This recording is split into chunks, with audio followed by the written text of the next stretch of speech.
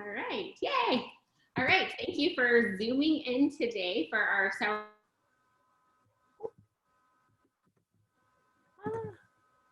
a cooking school for kids here in town for the past decade. I closed it in the fall to take it mobile. So I teach at different school sites, different kitchens around town, the Harlan Ranch kitchen, and now via Zoom. And it's actually been really fun teaching to everyone on Zoom. But today we are going to be doing sourdough bread making. So just a couple of background about sourdough and sourdough starter. So yeast, as you know, is very hard to come by right now, or maybe you don't know, but it's very hard to come by right now. Everyone stocked up on yeast when they stocked up on their toilet paper. Everyone's been enjoying baking. And so, you know, that's just been what's going on. But a lot of people have said, okay, fine, I don't need to buy commercial yeast. I will make my own starter. And making a sourdough starter is essentially just making wild yeast.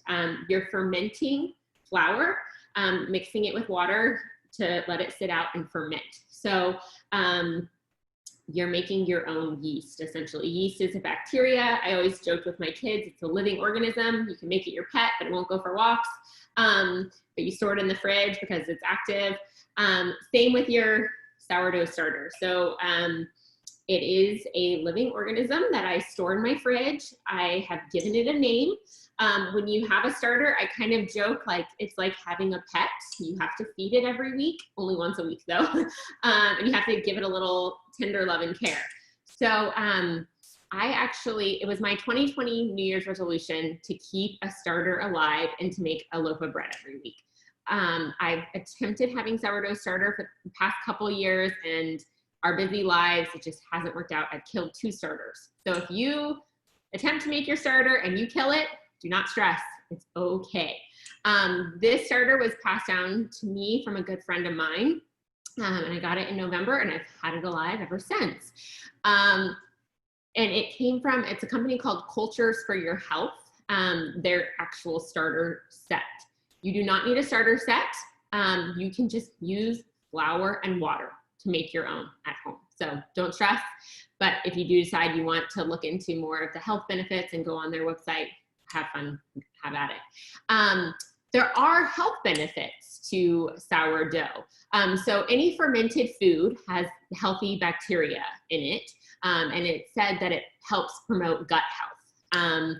So, you know, kimchi, kombucha, sourdough are all things that people like to eat to keep their gut healthy. And it's thought that if your gut's healthy, you know, it leads to healthy brains, healthy functioning bodies. So a lot of people that have gluten sensitivities, not allergies, when they make their own sourdough bread and ferment the bread and let the dough rise, it's said that it's easier to digest the bread. In the process of letting your dough rise, it breaks down the gluten content.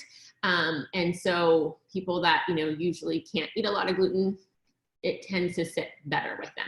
I personally don't eat a lot of bread because I bloat up and I get really uncomfortable stomach. Sourdough bread I have no problems with, and same with my husband. So something to try out on your own and see what you think. So that's just a little bit about sourdough starter. I'm going to walk you through how to make your own. It's a 5-day process. And then I'm going to show you how I feed my starter. Through the last 2 months that we've been sheltering in place, I have shared a lot of starter with people. I leave a little jar out on my front porch, and people leave a jar for me to leave it for the next person. So I live here in Harlan Ranch. If you say, I don't want to make my own, I am more than happy to share some starter with you. So that's an option as well. So to make your own starter, you're going to need just all-purpose flour and water and a jar. And I have lots of jars because all my starters are different sizes and they grow, and you feed it and it grows. But you can start with a small jar or a bowl. I like to use glass because then I can see how it's mixed together. I can see if it's active, if it's bubbly. It's easier that way. So that's something to think about. So Before I talk about making your own starter, do you have any more questions about sourdough starter itself or making sourdough bread? I'll unmute everyone. So everyone should be unmuted now unless they chose to. Does anyone want to ask questions? Are we good to go? I got a question. Yes, Are starters for different kinds of recipes different? Like years ago, we used to do Amish friendship bread, and it required a starter, and that was the most delicious stuff. But I mean, I haven't made the starter, of course, in years. But it would be a different starter. Nope, I'm pretty sure it's the same thing. I've never made the Amish friendship bread, but I did a story for ABC 30 about making sourdough starter, and someone commented about, oh, that's so similar to what I used to do for Amish friendship bread. So I think it's the same thing. Okay. Yeah, same thing. Good question. Thank you. Yeah. Any other questions? All right, I'll move on. So to make your own starter, you're gonna just measure out flour. So you're gonna need dry measuring cups and liquid measuring cups. Not the same, right? If you want half a cup of a liquid, we're gonna use this measuring cup. And then I've measured the weight of the flour and converted it to actual cups. So you're not measuring the weight of the flour when you make it. So when you wanna start your starter, you're gonna measure out 3/4 a cup of flour, and you're gonna add in half a cup of water into a jar and stir it really well. I would use like this size jar. Stir it really well, cover it with a dish towel, and let it sit for 24 hours. The next day, you'll take half a cup of the starter, pour it into another jar, half a cup of water, and 3/4 cup of flour. Stir it really well so there's no flour left over at the bottom.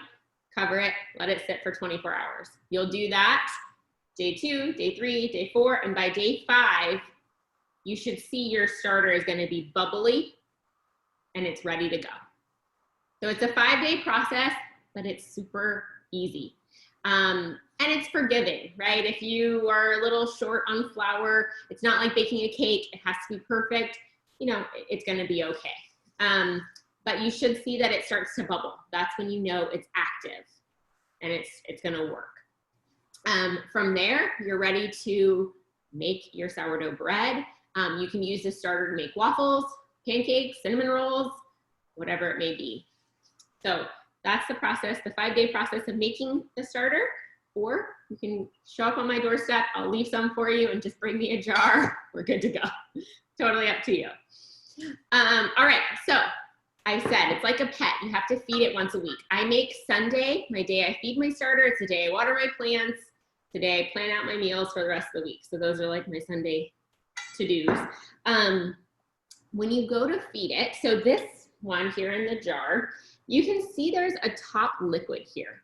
This means my sourdough starter is starving. And by the way, my starter's name is Mabel. This is my beautiful Mabel. And it is mandatory when you make a starter that you name her or him, but it's a her. Anyhow, Mabel. So she's starving. So I'm gonna pour off a little bit of that top liquid into my sink. And now we're good to go. If you've maybe gone 2 or 3 weeks without feeding her, the top might have a little bit of a black tint to it. It's okay, you haven't killed her, just pour off the black and you're ready to go. If it's all black, it might be too late. You've waited a month and you've neglected it too long. So a week and a half, 2 weeks, it's good. I have a good friend of mine that gave me starter 3 years ago. He's very passionate about it. He's had it alive for maybe 5 years. He traveled to London last year and he brought it with him. You can dehydrate it, you know, pour it out on a baking sheet, let all the liquid come out and crack it up and then rehydrate it. So he didn't do that, he just brought the jar. But there are ways to save starter. People have had starters in their family for like 50 years.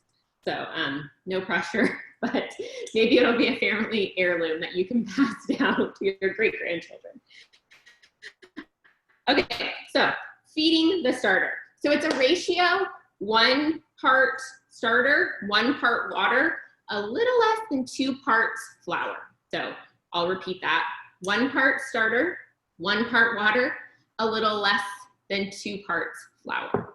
And that's where that 3/4 cup, give or take, flour comes in. So I'm gonna feed it in this jar here so we can see it.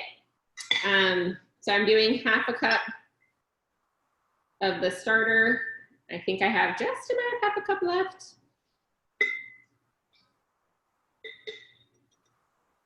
We're gonna do 3/4 a cup of flour, and I'm just using all-purpose flour here. You can use whatever kind of flour you like. If you want it to be gluten-free, you can use spelt flour, whatever it is that you might do. So that 1/2 cup, this is 3/4, and I might add maybe like a tablespoon or 2. And then I'm gonna use the water, pour it in there, and stir it. So as you notice, I'm using a jar that is more than double the size. It is gonna grow as it bubbles up, and I've had it happen where it grows up and over the jar. And I've received lots of pictures from friends too that that's happened to them too. So, you know, give it room to grow in the jar. So I'm stirring it up, checking out the bottoms, making sure that I don't see any loose flour. You can kind of see the consistency. It's not super runny, but it kind of falls a little bit. That's kind of the consistency we're going for. So now my starter is fed. There's a couple of things you can do. You say, oh, I want to make bread. You can leave it on the counter. I would put the lid on it, if that's not the right lid, but I would put a lid on it, not screw it on, just loose lid on it, so that air can come in and come out, and it can activate while it's on your counter. I would feed it this morning, and then I'll make my dough tonight and let my dough sit overnight.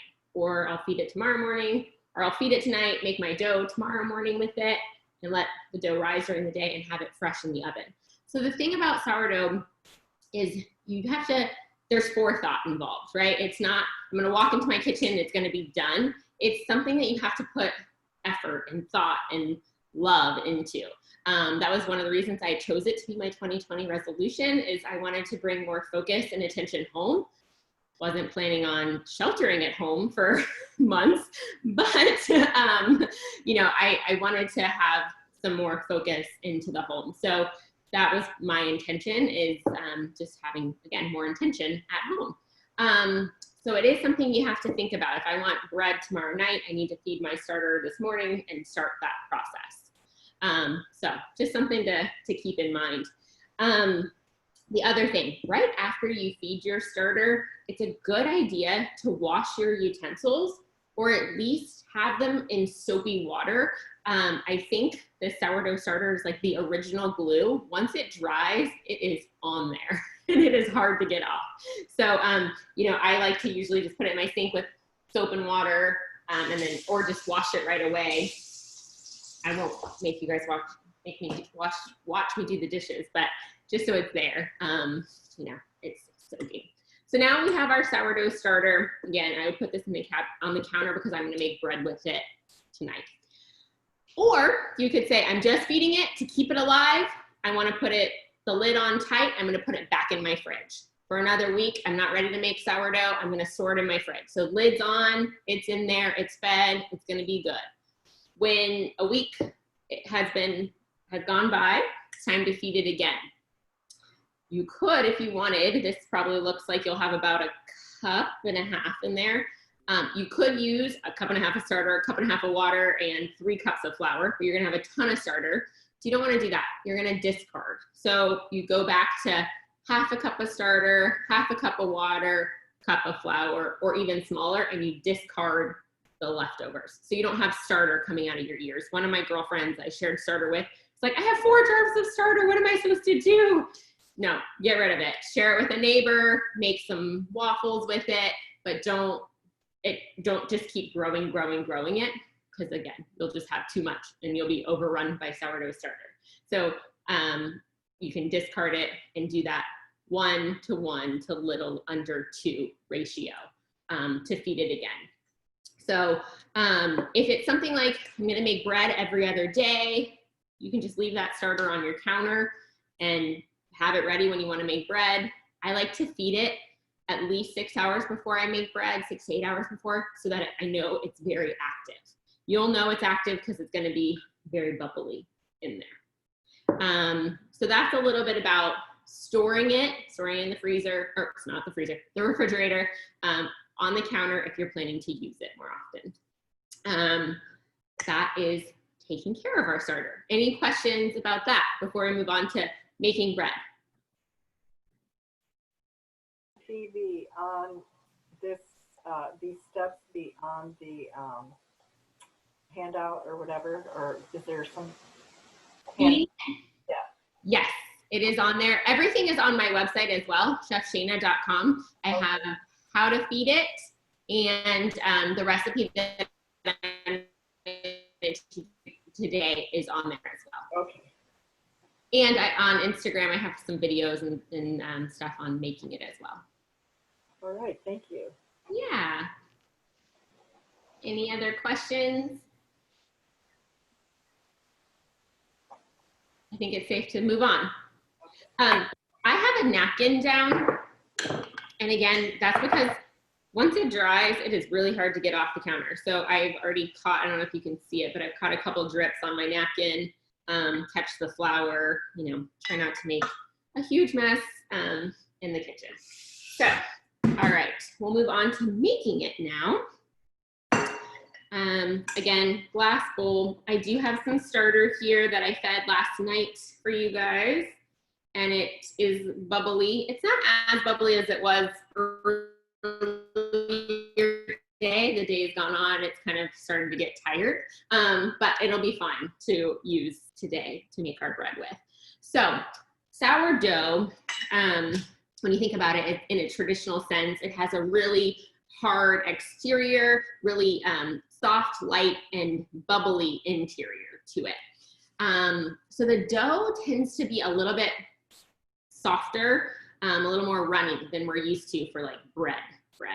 That's because it retains the moisture to make it that way.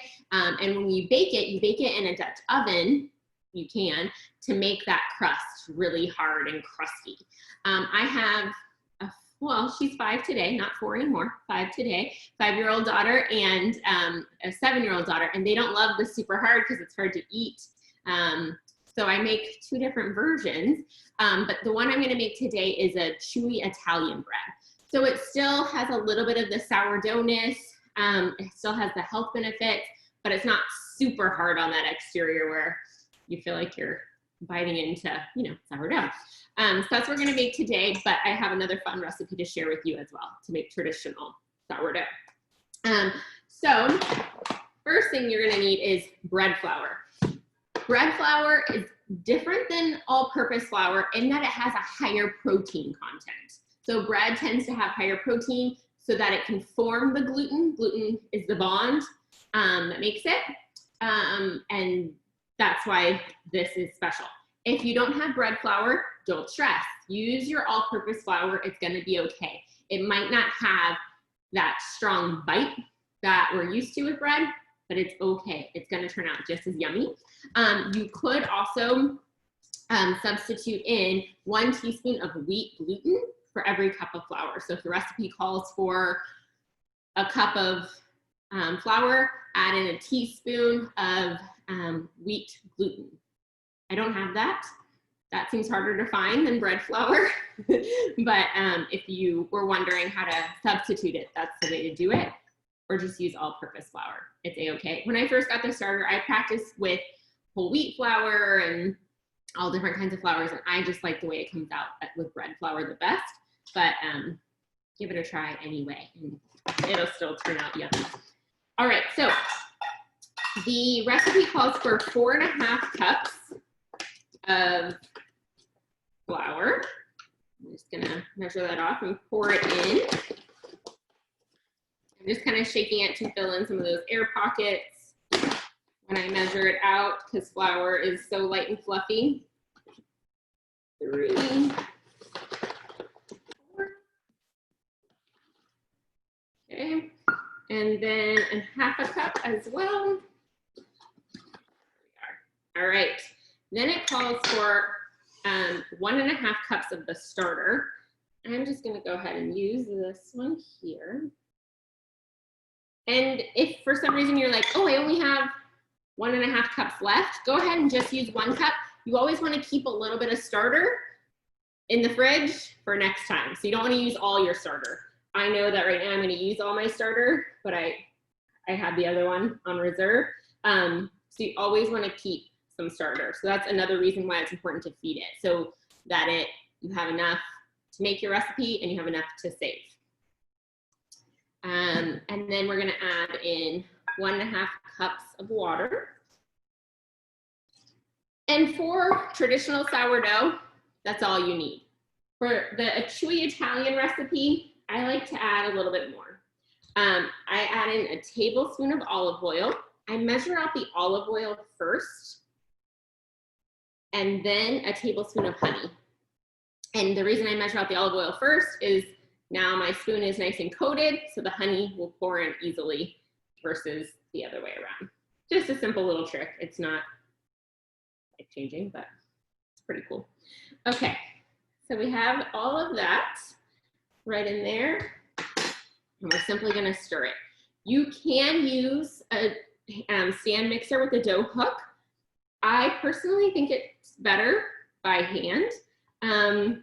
And I've taste tested that on my husband, and he does too. Blind taste tested that on my husband. I feel like he knows, like I've worked extra hard for it, and so he likes it better. I don't know, but we both think it tastes better that way. So go ahead and mix it up. It's going to, like I said, look a little bit shaggy and runnier than you might otherwise think, but that's okay. And if it doesn't come together enough, then certainly go ahead and add a little bit more water, a couple drops of water at a time in there. You are gonna have to get your hands dirty and mix it all together. So I'm gonna do that real fast. But I'm not gonna fully knead it quite yet. What we're gonna do, the process is called autolace. It's letting the flour soak the water in, again, to retain the moisture when you make the bread. So you're gonna let it autolace for about 30 minutes, up to 4 hours.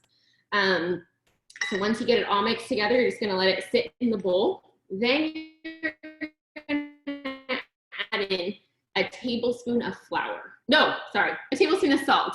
Scratch that, reverse it. Tablespoon of salt. Pour it right on top and then mix it in. And after that, you can knead it. So right now, I'm gonna show you the dough. My glass bowl's not looking so glassy anymore, but you can kind of see how the dough has come together. It's a little bit softer than a normal pizza dough maybe, but it still kind of forms together. So we'll let that rest for 30 minutes and then pour in a tablespoon of salt and then knead it all together.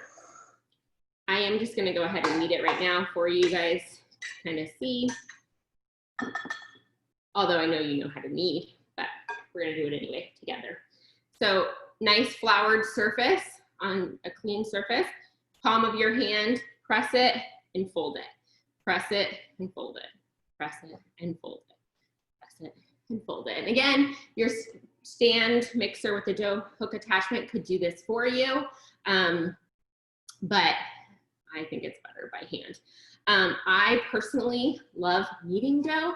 I feel like it gets out the aggression in a safe manner. So imagine someone's face, not saying names, just kidding, and just go ahead and press it and fold it. You will want to keep some flour nearby just to kind of keep it from getting too sticky. And just keep going.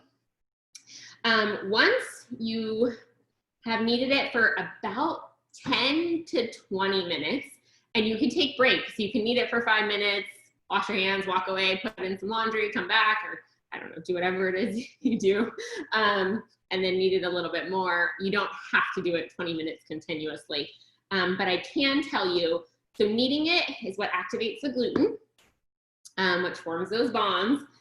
So it is a very important step for making it light and fluffy. If you don't need it, it makes it more dense, like you're eating Viking bread. You're about to get on a ship and need your beer and I don't know. So knead it to make it nice and fluffy with all those nice yummy bubbles in it. After I knead it, I put it back in the bowl. I put on a little bit of olive oil, cover it with a dish towel, and let it rise. I would let it rise for 6 to 8 hours and bake it. So I usually do this process in the morning, and then I'll bake the bread at night. Before baking it, so once you have it in there, it's gonna grow a little. It's not gonna come out of the bowl, double over, that kind of thing. But I will take a knife and cut it in half, and now I have 2 loaves. Make those loaves into French bread style, or Italian bread style, and you know, have it ready to go. I will put it on a baking sheet as a loaf, kind of fold it in so the seam is at the bottom, put it on the baking sheet like that, and I'll let it rest like that for another hour before I bake it. Something I did the other day is I cut it into more little round loaf styles. Again, tuck it under and bake it into little petards like that. So a couple of options for baking it. I typically do this one right on a lined cookie sheet in the oven rather than in a Dutch oven. But again, if you do it in the Dutch oven, it just makes a nice, harder, crispier shell. So those are your options. It's okay to do it in the Dutch oven as well. And you could do 2 loaves in the Dutch oven. If you do decide to use the Dutch oven, olive oil at the bottom is good. And then I also even put down parchment paper, not wax paper that'll catch fire, parchment paper. Because the first time I did it, it was very hard to get it out of my Dutch oven because it was the same size as the Dutch oven. So either smaller little loaves inside of it or just put parchment paper down. So for baking it, you want to preheat your oven to 450 degrees, and you want to have it hot, hot, hot at 450 degrees for at least 10 to 20 minutes before you put it in to make sure it's at that hot temperature. Some people even like to turn their oven on to 500, make sure it's preheated, and then bring it down to 450 and put your bread in because you want that really hot temperature. The other thing you want to do is once it's in the oven, you do not want to check it every 5 minutes. So use the oven light feature. You don't want the moisture escaping the oven or the heat escaping the oven. So avoid trying to check on it every couple minutes. At the end of the so I put mine, sorry, I didn't say the time, 450 for 15 minutes. I will check it. I use a thermometer, a meat thermometer, to check the internal temperature. You want it to be between 190 degrees and 205 degrees, somewhere in there. And if mine's not to temperature, I will flip it, put it back in, and put it in for a couple more minutes. But 15 minutes is where the first time I will open the oven to check it. So that is the chewy Italian bread. Any questions on that? Yes, yes, good. I'm unmuting. Is it, should I go now? Yep, Oh, you're okay. good. Oh, okay. So I don't have a meat thermometer. I broke mine the other day. So how can you tell if it's done if you don't have a meat thermometer? Yep, you can tap on it, and when you hear it sounds hollow on the inside, Oh, okay, but yeah. on the outside, you know it's good. Okay. And you said to coat it with a little bit of olive oil when it was resting. What's a little bit? A tablespoon. Okay. Okay. I'm a very visual person, so a little bit. So Dutch ovens are round, aren't they? Yes, ma'am. Okay, and so you're talking about putting a loaf like this inside? No. No, so I would not put, when I make the Italian loaf, I put it on a baking sheet with a silicone mat on it, silicone mat. The only time I use the Dutch oven is when I make them into round loaves, either one big round loaf that I will put, this hasn't, risen yet, but I will put that in the Dutch oven and it'll, get bigger, or the little ones. Okay. Yes. Oh, and the step I did not talk about, that you want to do is to do a slit. It doesn't have to be a very deep slit, unlike the bread we're going to talk about in a little bit. But a slit, some people like them to make them very decorative. I just use a plain knife and I make a slit on the top. Let me show you. I use a sharper knife than this usually, but I'll just pull it along the top here to let some of the air out.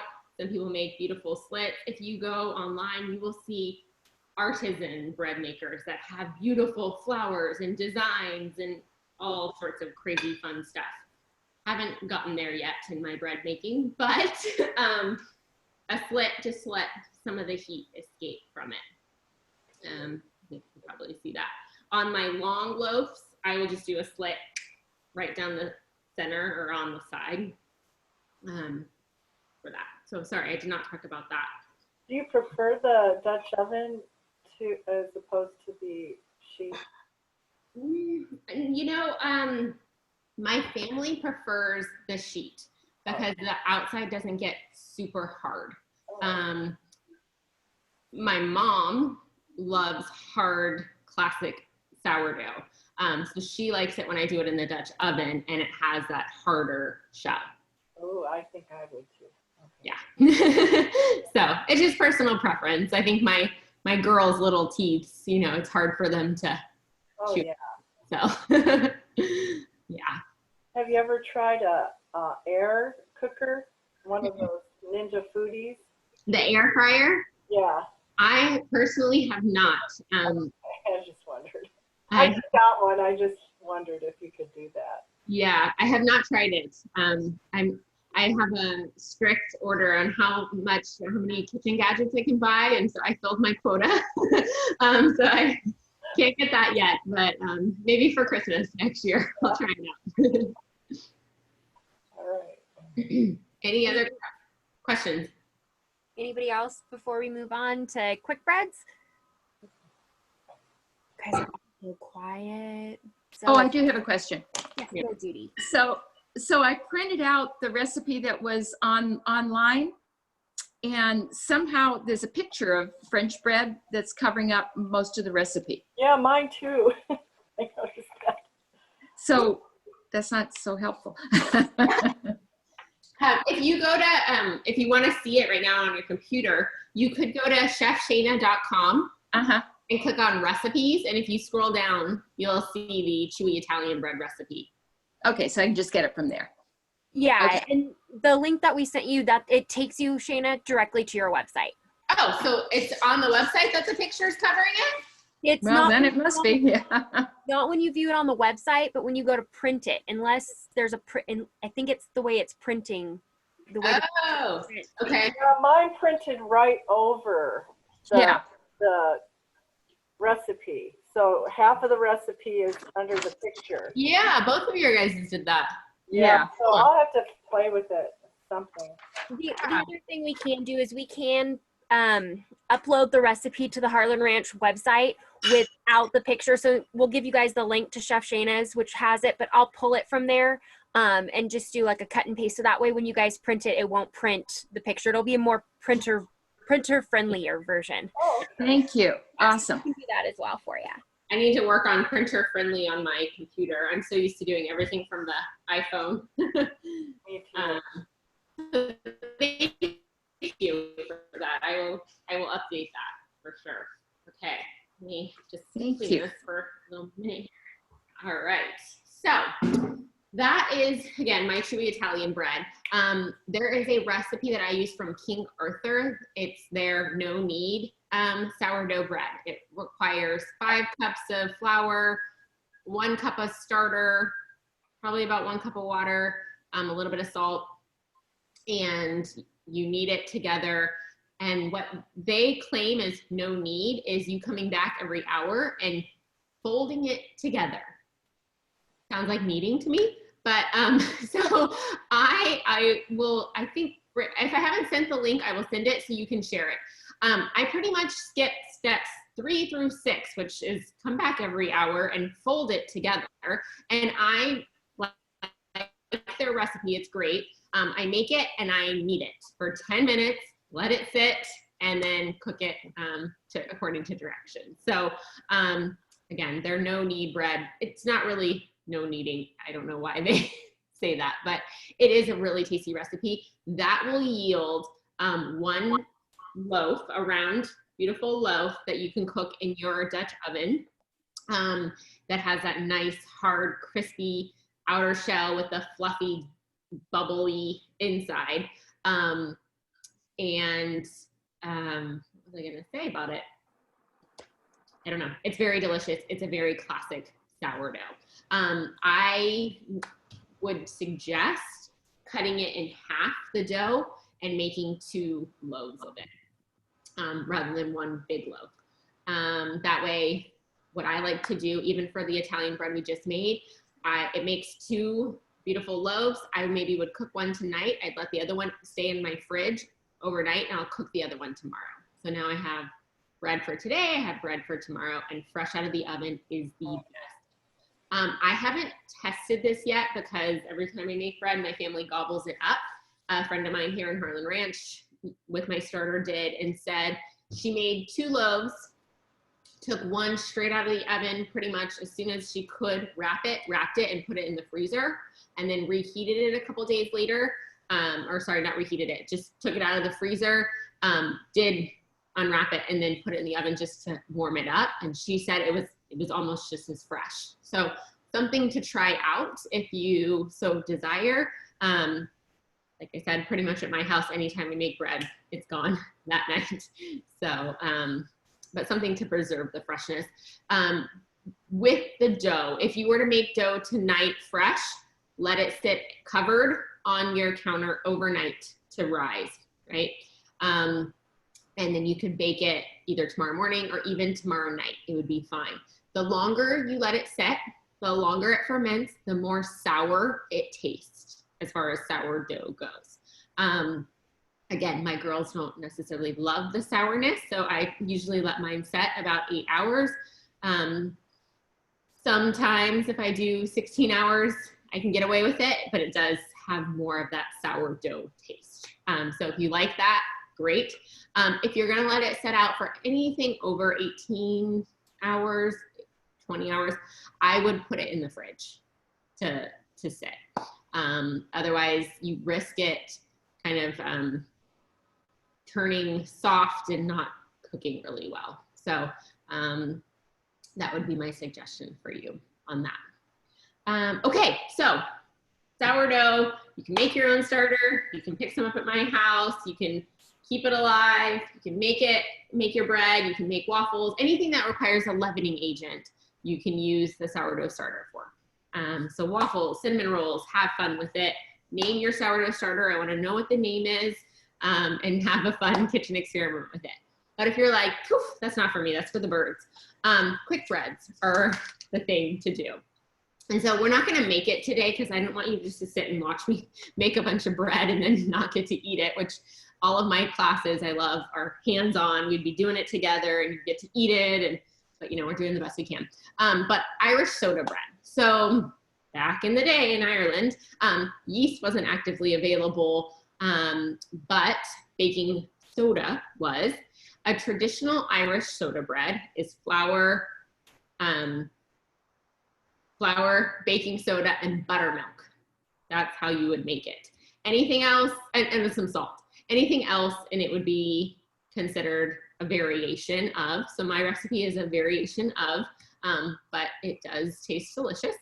The thing about making soda bread is baking powder is now the leavening agent, right? That is what's giving it the rise. The reason I add my eggs and my butter is so that it's less biscuit-y and more bread-y, if that makes sense. So the recipe that I have for you is 4 cups of flour, a tablespoon of baking powder, and a teaspoon of salt. You're gonna mix your dry ingredients together first. Then you're gonna measure out 2/3 cup of buttermilk. Let's talk about buttermilk for a second. I never buy buttermilk because you only need 2/3 a cup or a tablespoon, and that is such a waste. So you can make your own buttermilk at home. It's usually about a cup of, if you were to measure out, let's say 2/3 cup of buttermilk into your liquid measuring cup, add a couple of drops of lemon juice or white vinegar. and you're gonna notice that it'll curdle the milk. You're essentially making buttered milk. It's curdled milk. Let that sit. So if any recipe calls for buttermilk, make your own buttermilk first, let it sit for the 5 minutes, and you'll notice that it starts to curdle and you're good to go. That way you're not buying your buttermilk. So the recipe is 2/3 cup buttermilk. Once you let that sit, you can add in 2/3 cup of milk. You're going to add in 2 eggs and 2 eggs and whisk it all together in here. So you have your bowl of your dry, you have your bowl of your wet. Then you can add in 3/4 cup of softened butter and whisk that together, and then pour it together and stir it all up, essentially. It goes by super fast. You can probably make it in about 5 minutes after you mise en place, get all your ingredients out, have them all ready to go, and then boom, boom, boom, throw it all together. You're gonna shape it, after it comes together in a ball, shape it into 2 balls, and you're gonna let it rest for 20 minutes. That's it. So no overnight, no 8 hours, no 12 hours, 20 minutes, let it rest, kind of the same time that your oven's preheating. You'll bake it at, what does the temperature on there say? Let's see. Unmute. Does anybody have the recipe in I front can look of it them? up real fast. I can't believe I didn't write that part down. Sorry, here I got it. It's 400. Bake it at 400 for about 30 to 40 minutes. Again, the internal temperature of bread, about 190 to 200 degrees.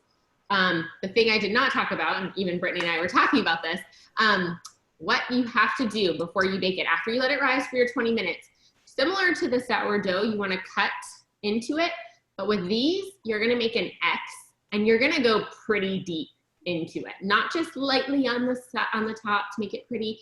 No, it's like halfway down, you are making an X. The reason you're gonna do this is it helps it to cook evenly. If you don't do the X, on the inside bottom, it could be raw, and the top will look and seem like it's cooked. So you wanna make sure you do that X. Back in the day, what they would say is the reason you did that X is because it lets the evil spirits out. So no evil spirits probably, but just let it cook all the way through. So definitely make sure to make that X there for that. But the great thing about this is it is really quick and easy. You can add things like seeds or raisins or dried tomatoes or wheat germ, herbs, nuts. I mean, you can kind of make it your own once you make that basic one and have it come together really quickly. So bread doesn't have to be a long drawn out process. It can be very quick. I even, in the cookbook that I authored that came out in January, I have a bread that you can make in the slow cooker. I love slow cookers. That's what I do. I host a slow cooker freezer meals workshop every month. Well, I did.